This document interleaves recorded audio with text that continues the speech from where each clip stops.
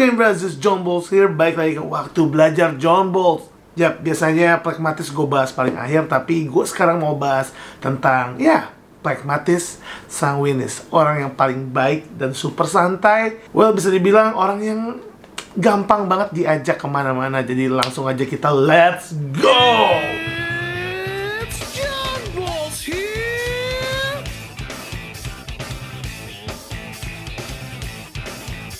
Pragmatis sanguinis, orang bilang ini adalah orang paling gampang diajak, paling gampang dipengaruhi, paling gak punya pendirian, dan terlalu baik, gampang dimanfaatkan. Seperti siapa? Ya, seperti banyak orang yang saya kenal seperti itu. Tapi video ini gue rekam malam banget, jadi sebelum bahas pragmatis sanguinis, gue mau minum kopi dulu.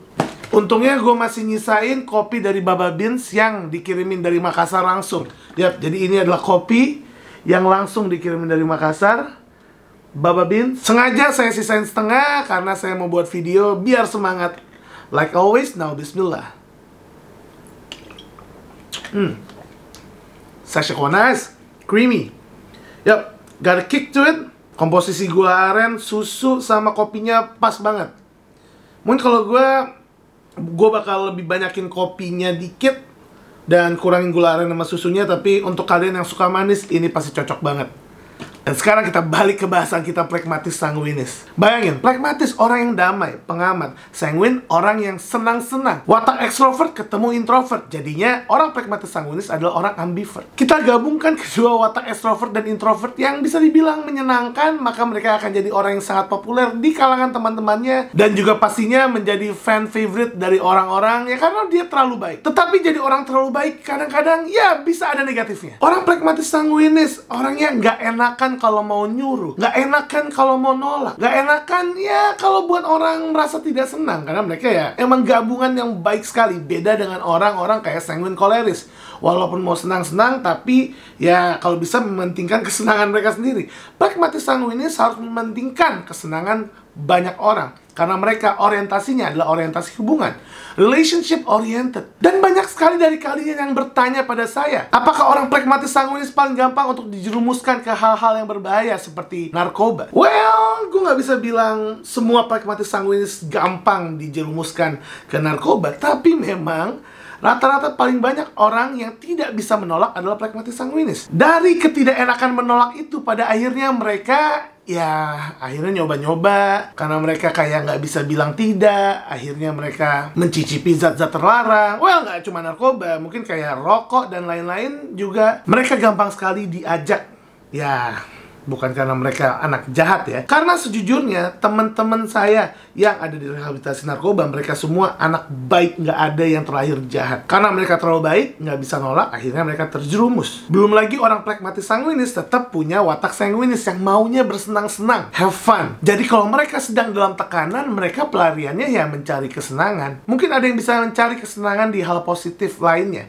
Tapi ya ada juga yang memang salah bergaul dan akhirnya ditawarin yang enggak-enggak. Kadang orang-orang pragmatis sanguinis nggak tahu kalau yang ditawarin ke mereka itu berbahaya. Kayak misalnya rokok, alkohol, narkoba, dan lain-lain. Karena mereka nggak tahu, nggak enak nolak, ya akhirnya mau nggak mau nyobain. Dan kadang-kadang orang pragmatis sanguinis, karena mereka nggak enakan, termasuk nggak enakan marah. Kalau mereka lagi ada permasalahan dengan seseorang, mereka tidak langsung mengkonfront, tidak melawan realita yang ada, dan mereka kabur dan pergi ke dunia fana. Banyak sekali kerugian-kerugian yang emang disebabkan kalau kalian memang tidak butuh-butuh banget sama zat itu. Well, kenapa saya bilang butuh-butuh banget? Karena emang sebetulnya nggak ada zat yang jelek ya, hanya kita yang menyalahgunakan. Allah menciptakan semuanya pasti ada gunanya.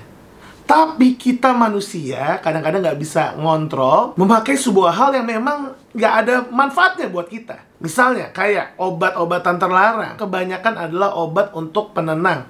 Misalnya dipakai oleh teman-teman kita yang memang ada gangguan jiwa, tapi ini sakit enggak, ada gangguan enggak, tapi dia minum obat. Dimana orang yang sakit bisa jadi sehat, ini orang sehat malah jadi sakit. Enggak ya sebenarnya nggak cuma rokok, narkoba, dan lain-lain aja. Semua hal yang berlebihan itu tidak baik. Makan nasi berlebihan, Anda akan jadi kayak saya. Dan yang sulit dari orang pragmatis sanguinis, karena mereka tidak punya drive, mereka tidak punya kayak kegigihan seperti orang koleris yang kayak, oke, ini hal salah, saya harus stop, akhirnya untuk ketagihan mereka akan lebih sangat mudah dan sulit untuk berhenti. Contoh gampangnya aja adalah adiksi nikotin rokok. Well, banyak sekali sih hal yang harus kita bahas tentang adiksi nikotin, tapi karena nggak mungkin saya bahas di sini, saya punya beberapa pengumuman untuk kalian. Karena saya baru dapat info tentang sebuah seminar yang sangat bagus yang membahas tentang beberapa efek nikotin pada praktis klinis yang ada pada saat ini. Ya, sangat update. Kalian boleh cek langsung di sini, di mana banyak sekali pembicara-pembicara terkenal, dokter-dokter yang sangat-sangat sudah ahli pada bidangnya, yang membahas tentang efek-efek dari nikotin. Dan terkadang nggak cuman rokok biasa, sekarang banyak sekali rokok elektronik yang sama berbahayanya. Well, ini adalah info yang sangat bagus, dan ini adalah seminar yang sangat bagus. Jadi kalau kalian emang mau daftar, apalagi kalau kalian memang bergerak di bidang medis seperti dokter, bidan, perawat, apoteker, dokter gigi, dan mungkin mahasiswa-mahasiswa medis, kalian bisa langsung daftar aja. Nanti linknya saya coba taruh bawah, dan murah banget ya. Harganya nanti ada di sini, karena saya juga mau sekali ikut. Karena pasti ilmunya bukan cuma memberitahu kita tentang bahayanya nikotin, tapi bagaimana untuk kita bisa mengatasi adiksi tersebut. Terutama buat kalian orang plekmatis sanguinis yang bingung gimana sih caranya berhenti ngerokok, atau mungkin kalian harus tahu apa bahayanya dari nikotin. Kalian harus banget ikut seminar ini. Oke, lanjut. Jadi kalau kalian tanya gimana dong cara saya melindungi anak-anak saya yang plekmatis sanguinis dari bahaya narkoba dan rokok, bagaimana saya melindungi kawan-kawan saya yang plekmatis sanguinis, bagaimana saya melindungi pasangan saya yang orang plekmatis sanguinis, jangan berikan mereka tekanan. Karena terkadang tekanan-tekanan itu yang buat mereka jadi pergi ke tempat-tempat negatif. Rangkul mereka, semangati mereka, dan apabila kalau mereka yang dulu mungkin merokok, minum alkohol, memakai zat-zat terlarang, sudah berhenti, jangan pernah di stigma. Hindari memberikan stigma pada mereka. Saya ingat baru nonton film belakang ini tentang gara-gara warisan. Orang yang sudah berhenti menggunakan zat-zat terlarang, tapi karena di stigma, akhirnya dia merasa kayak, udah berhenti masih aja curigain, mending gue pakai lagi aja. Blubuk.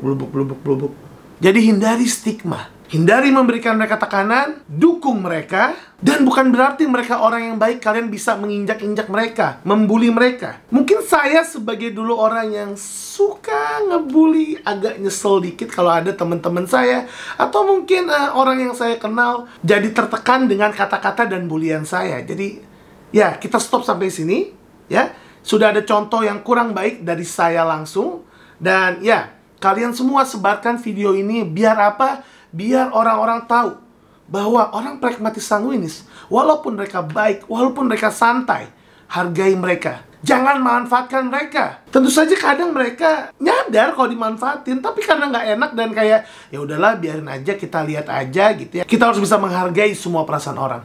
Dan kadang-kadang orang yang sangat baik, apabila marah, mereka akan jadi orang yang paling menakutkan. Jadi, itu dulu untuk plekmatis sanguinis. Thank you bros for watching. I'm a bros. Let's go. It's John Balls here.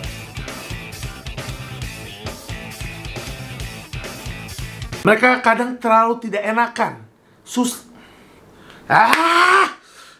itu hampir semenit. Udah berhenti masih aja dicurigai. Udah berhenti masih ada. Bruno nih.